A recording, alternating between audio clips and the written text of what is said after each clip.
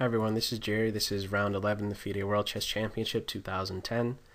Both players enter with 5.5 points apiece. Anand with the white pieces opens with one c4. Finally, a move other than d4 from this tournament. Topalov responds e5, knight c3, knight f6, so we have some developing moves. The knights are developed classically, and from here, white actually has many different choices. Either of these pawns can move one or two squares forward. We could see a3, or as in the game, g3, the most frequented move from this position, just preparing to fianchetto the bishop. d5, opening up the center. This pawn is short-lived. We just have takes, takes, and now bishop g2. Already there's tactical ideas in mind. For example, if black is to make a natural move like bishop e7, this pawn will fall. Knight takes pawn. There's no time to recapture the knight because of the pressure against this knight here.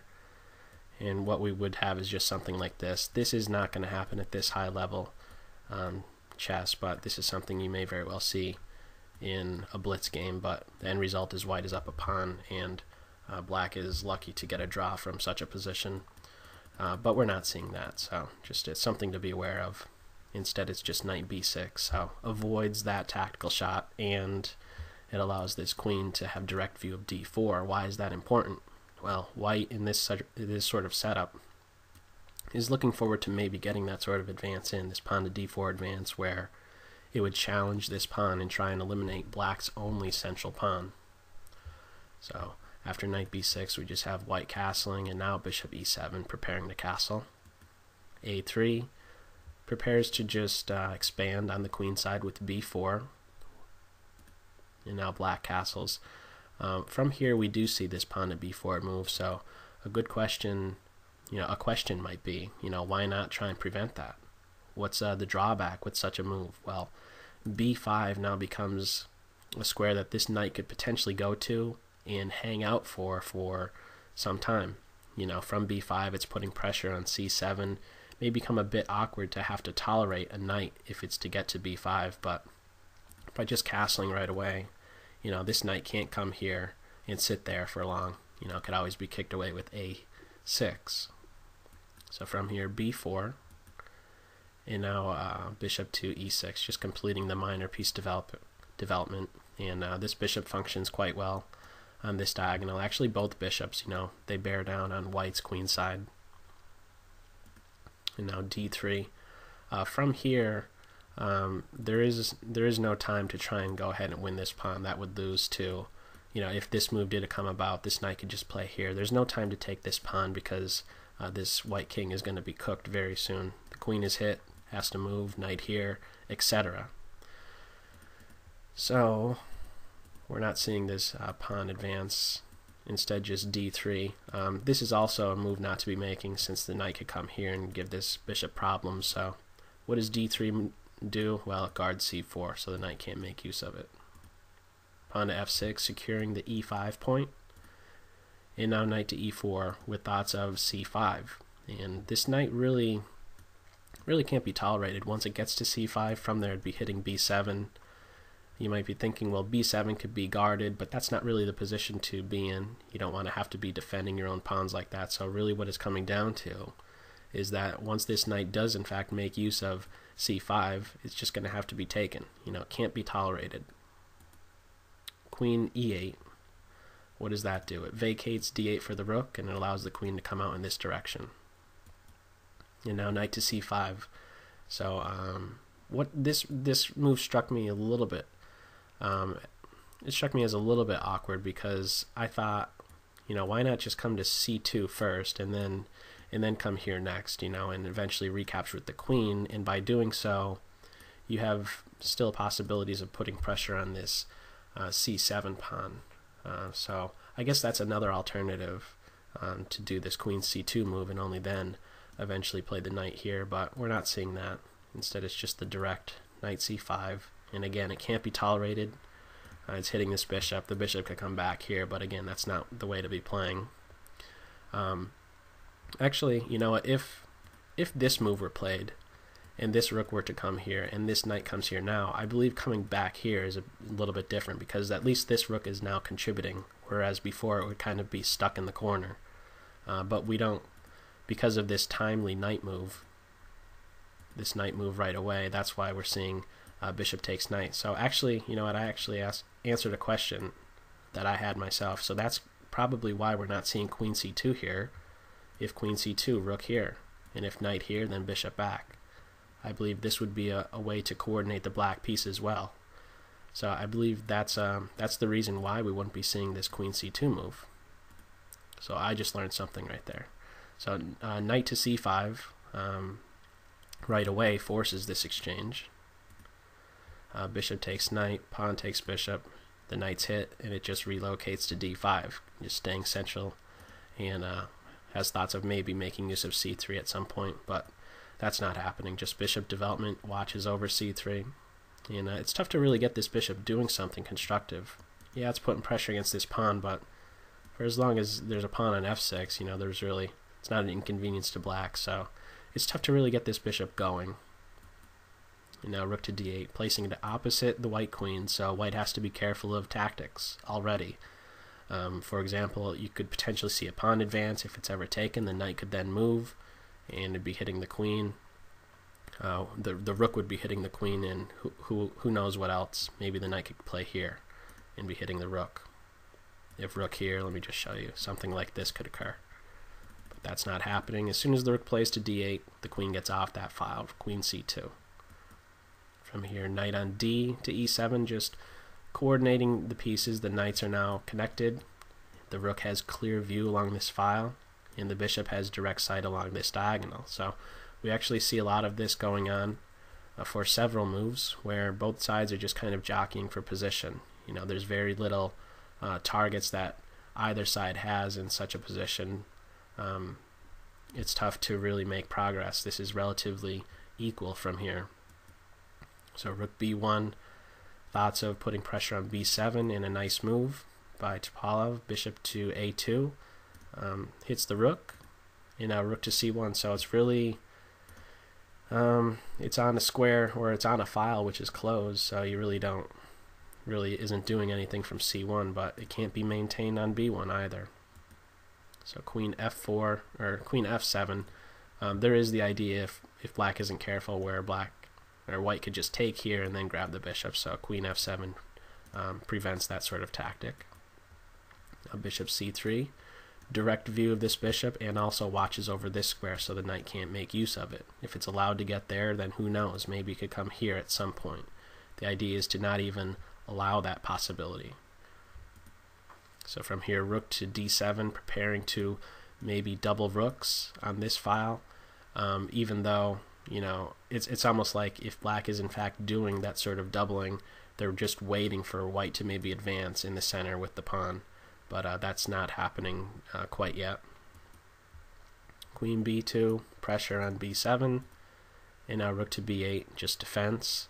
It's not all too often that you see that sort of reaction, where, you know, your opponent is threatening one of your pawns and you're responding by devoting one of your pieces to the defense of it, but this rook comes here with the intention of pressing forward here, and in doing so, it threatens to take the pawn with tempo, with an attack on the queen.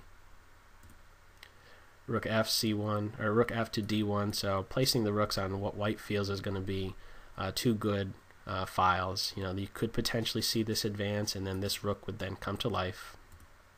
You know, bishop back, just for as long as that bishop remained here, this queen was then tied down to the defense of it, so it's usually not a good idea to keep your queen, or really any piece, tied down to the defense of something. So just a regrouping type of move, this bishop to e6. Now rook d2, there's possibilities of a lot of just doubling going on. You know, we could see maybe rook here, we could see rook here, just trying to stay flexible and avoid any sort of tactical shots.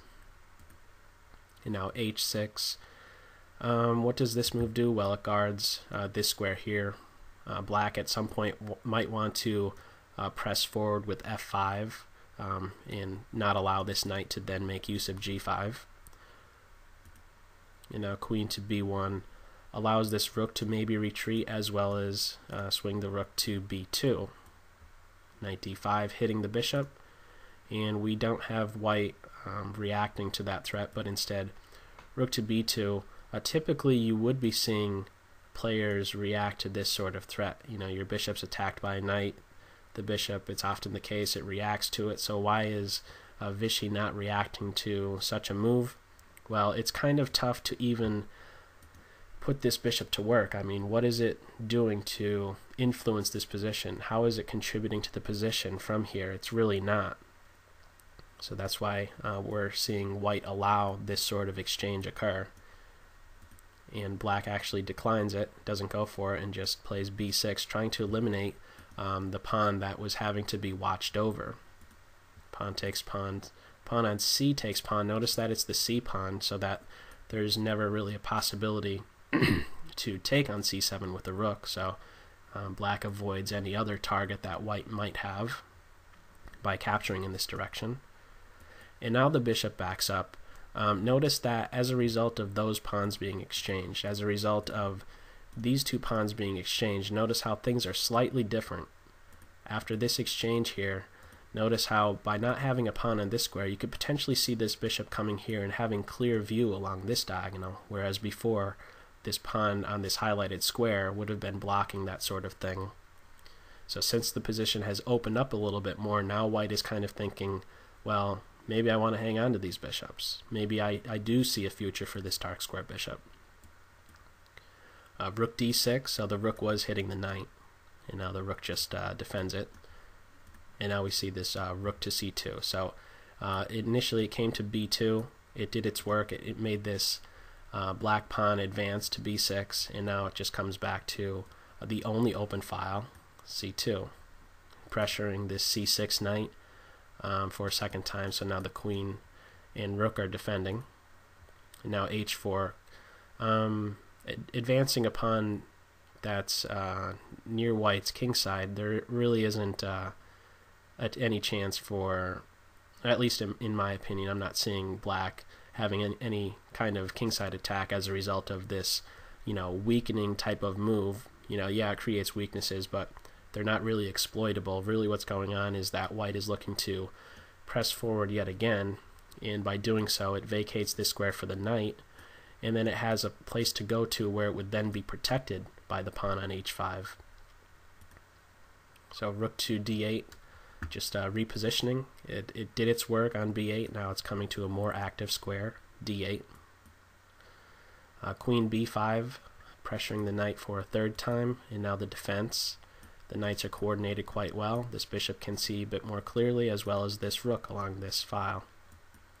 And now queen b2. So what was accomplished right there? It came to b5, and now it came back to b2.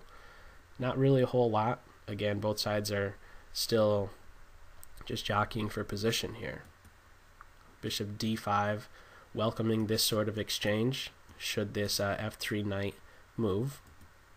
And now bishop to b4. So this bishop is hitting the rook directly, and just really welcoming, white is welcoming the exchange of knight for bishop here, and in exchange for it, what we have is white recapturing with the pawn. This pawn could eventually press forward here. There might be some stuff going on with this c6 square, since it is a hole. If this pawn could get to b5, it'd be controlling c6. Maybe there's some piece that could maybe make use of that square. If instead we have the queen taking like this, I really don't see how white is doing any better in such a position. It seems like a move like rook c6 could be made, a pair of rooks can be exchanged, and black is doing quite well. This knight has possibilities of coming to d4 at some point. It's a relatively equal position here. So not much different after pawn takes knight in this position. And now rook c6, at least trying to exchange one. Seems like that's the way to go about things first. At least get one pair of rooks off, and then go ahead with other ideas. Pawn to b5, putting a question to the rook. Rook takes, and now bishop back. Not really a whole lot. The knight is allowed to now make use of this square. I'm not sure what else this sort of move is doing. It's just kind of another repositioning move. And now d4, so the position is going to open up now as a result of this move. From here, what we do see is e4 hitting the knight, and now knight to d2. From here, we had queen takes pawn, but what about if white did a move like this? This, in my opinion, would not be good, and for the following reasons. Simply e3, this is a good structure, and by good I mean, well, I'm considering it good because it's coordinated well with the bishop that white has. White has a light square bishop, the pawns are on dark, they're coordinated well. I can also see this knight potentially getting to this square here, and that could spell disaster for black. So that's why we're not seeing such a continuation from here. We're not seeing black try and hang on to this pawn, but instead just eliminate d4. Queen takes, knight takes, and then queen takes queen. I'm not sure there's really a whole lot of difference if white were to take first like this and then capture. I think it's still, you know, when you consider both of these positions, they're both relatively equal. So queen takes pawn, knight takes pawn, the exchange of queens, and we're in an endgame now. As a result of the queens coming off, the kings can feel a little bit more comfortable approaching the center. So that's what king to f7 does. Now pawn to e3, starting to guard some dark squares. From here, g5. Looking forward to maybe pressing further yet again. If black is allowed to get to g4 with a pawn, it would be restraining these three pawns pretty well. So takes, and now f4, not allowing this advance. If this pawn is allowed to get here while this pawn is on f2, that could be a bit troublesome for white. We're not seeing that though. After pawn takes pawn, how to recapture with this pawn from this position? What we do see is pawn on e takes pawn, and there's a good reason for that. If instead g takes f from this position, that could run into some problems. Knight f5 hits the pawn, king f2 defends, but what to do now after rook to d3? Yes, the rook can play here to defend, but that's not really a position you want to be in. You don't want to have your pieces playing the role of having to watch over your own pawns. So by taking with the e pawn, we don't have that problem. Notice that the king, when it comes to f2, it'd be guarding g3, and this knight is also already watching over g3, so there's more support for this g3 pawn than there would be the e3 pawn. So from here, rook d4, pressure on the knight, king f2, centralizing the king, knight f5, repositioning, getting the knight to a more active square. And similarly with this bishop to f3 move, this bishop functions much better on f3 than g2. One reason for that, at least there's checking ideas if it's to get to h5. Bishop d5, hitting the knight a second time, knight d2, welcoming the bishop exchange. Bishop takes bishop, how to recapture. What was played in the game was knight takes bishop, but it's worth noting what would occur if king takes in such a position. This is what could occur. Knight d6 puts pressure on this pawn, and in doing so, it doesn't allow this white rook to ignore, or it doesn't allow this white rook to leave the defense of this pawn. For example, you might be thinking the rook could maybe come here, put pressure on here, but that's not working. The knight not only grabs the pawn, but also defends. So that's why we're seeing white having to recapture like this and not allow this knight time to come to this d6 square like so, because the knight is hitting the rook. After rook to a5, what is that doing? Well, it's not allowing the white rook to even make use of the a file to put pressure on the a7 pawn. And now g4, we have a 2-to-1 pawn majority. The pawn is hitting the knight, and that's really the idea from such a position. You want to get these pawns rolling. You want to create a passed pawn. So knight d6, notice it could come to e7, but again, you want to place your pieces in a position where it keeps pressure on your opponent's position. So from d6, it watches over this pawn and essentially ties the rook down to the defense of it. So king g3, this rook was also hitting this f4 point, so the king just advances. Really, the king is going to try to work in conjunction with these pawns to create a passed pawn. Knight e4 check, king h4, and now knight to d6, threatening this pawn here. and now rook to d2. So this is an interesting point in the game. White is opting to give up this pawn in exchange for rook activity. And that's exactly what we have going on. The knight is grabbed, and now we're seeing f5. So the rook could make use of this square with check, but the king could come here and stay a bit more centralized. So what is f5 doing? Well, f5 is controlling these two, so when the rook does get here, the king is then going to be forced to retreat, which is going to be not a good square for the king to go to. You don't want to be retreating your king like that. So after f5, we have rook e4 preparing to meet rook here with rook block on e7. And now king to h5. A couple things. Vacates h4 for the knight, and it also, you know, this king could potentially make use of the g6 square if this king goes too far. Rook e3 hits the knight, knight h4, and now just getting this knight back into play. It only came to b5 to grab a pawn, so it's repositioning time. Rook check, rook block, rook back to d3 hits the knight. Knight e4, keeping the knight centralized. You know, it's focused on this square, potentially could come to this square to give check at some point if this rook leaves protection of g3. Just keeping the pieces active and centralized. Knight g6 hits the rook, and black ignores that threat and just hits the knight. If this sort of thing went on, if the knight took the rook from this position, white is lucky to even come away with a draw from such a position. It may very well turn out to just be a win for black, but we're not seeing that exchange occur. Instead, it's just rook to a3, getting out of the knight's view and keeping pressure on the opponent's position. And now the rook reacts to the threat to d7. Rook back to e3, focus, keeping this idea in mind of moving the rook to e7 with check. So this rook is now tied down to e7, and the rook is keeping an eye on this square here so that the knight can not make use of it. From here, king g7, I believe this is an important move to make. These two pawns are passed, you know, you have connected passed pawns, so it makes sense to want to move them, but not just yet. If you are to start an advance, let's say with b5 or even a5, the king could come here, and now there's possibilities for at least a repetition or a perpetual check. You know, if another move like this is to occur, we could see a knight coming to the corner to give check. If the king comes here, that'll run into mate, so that's not happening. If instead king here, well, what would turn out happening is just a perpetual check, at least, for white. So, what's the point of black's last move? Well, it's stopping the white king from making use of h6. And now g5, pressing forward to create a passed pawn. b5, so black is doing similar, just getting these pawns rolling. The further advanced they are, eventually what's going to happen is that either the rook, knight, or king are going to have to be devoted to stopping the passed pawns. So knight f4, relocating to a better square, has thoughts of coming to e6 with check. And now pawn to b4, just keeping the pawns pressing forward.